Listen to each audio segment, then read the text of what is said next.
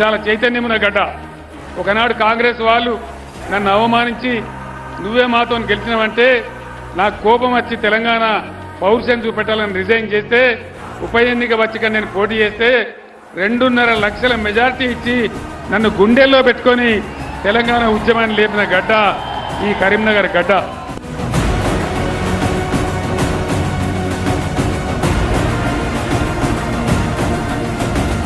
But మీ అందరినీ కూడా నేను కోరేది దయచేసి విజ్ఞతతోనే ఆలోచించి మంచి వాళ్ళకు ఓటేస్తే మంచి జరుగుతుంది, మంచి పార్టీ గెలిస్తే మంచి జరుగుతుంది. మీరు వినోద్ కుమార్ గారు ఒక ఉద్యమ కార్యకర్త కాబట్టి ఆయన గెలిపించాలని కోరుతా ఉన్నా. జై తెలంగాణ. కారు గుర్తుకే